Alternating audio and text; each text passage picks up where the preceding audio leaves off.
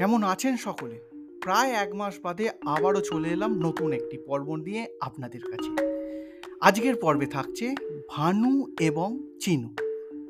এই দুটো নাম শুনে সেই পুরানো দিনের সিনেমা, যাত্রা, অভিনয় মঞ্চের কথা খুব মনে পড়ছে।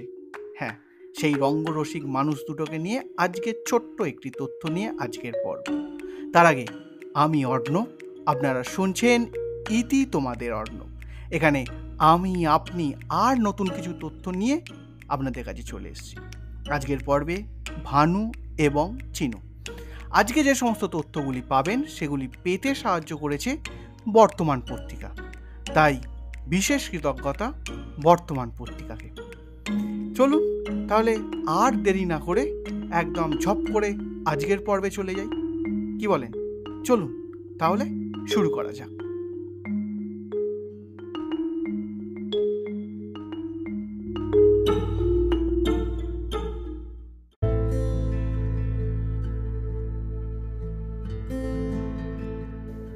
সে এক দিন ছিল বটে, যখন হাতিবাগানের থিয়েটার পাড়া গম গম করত। সেই রকম একটা সময়ে রঙ্গনায় চলছে সুপারহিট নাটক জয় মা কালী বটে।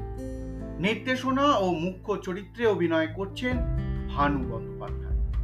প্রতিটি শোই হাউসফুল, লোক ভেঙে পড়ছে নাটকটি দেখতে। ভানু বন্দ্যোপাধ্যায়ের চেনা পরিচিত বন্ধু বান্ধব সহ অভিনেতারাও আসছেন নাটক দেখতে।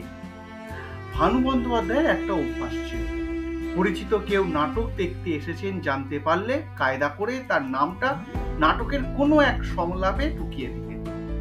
অন্য দর্শকরা বুঝতে না পারলেও যার নাম নেওয়া হচ্ছে তিনি বিলক্ষণ বুঝতে পারতেন।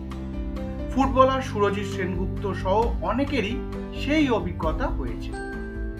তা একদিন বাংলা ছবির আরো এক দিকপাল অভিনেতা চিন্ময় রায় গিয়েছেন নাটকটা দেখতে। ভানু বন্দ্যোপাধ্যায়ও জানেন সে কথা। নাটকের একটা জায়গায় বাড়িওয়ালার সঙ্গে ঝগড়ার দৃশ্যে ভানু হঠাৎ বলে বসলেন, আমারে খেপাইয়েন না, বুঝেছেন? আমাকে খেপাবেন না। আমার হাতে চিনু গুন্ডা আছে, আমার লগে লাগলে চিনুরে আইনা এমন দিমু না। বলাই বাহুল্য, এই সংলাপ নাটকের স্ক্রিপ্টে ছিল না। চিন্ময় রায়কে ফিল্ম ইন্ডাস্ট্রিতে চেনে চিনু, চিনুদা, এভাবেই তাকে সম্বোধন করা হতো।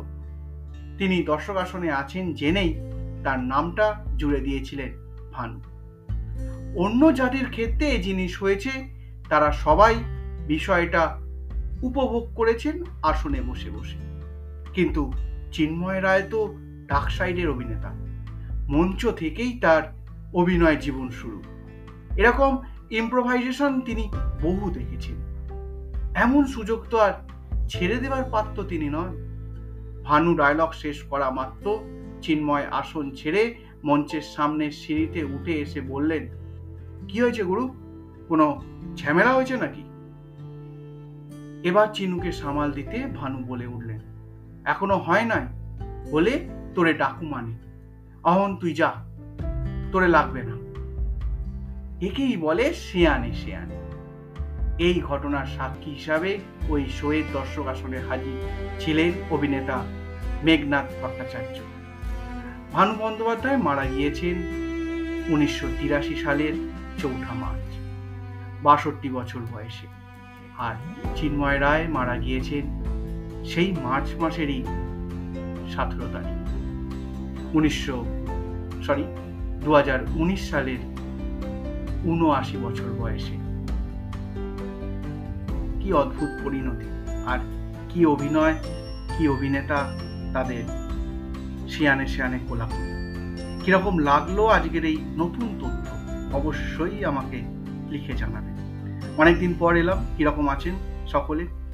আর নতুন যারা শুনছেন তারা অন্য এপিসোডগুলো শুনে বন্ধুদের মধ্যে ছড়িয়ে দেবেন, এই আশা রাখি।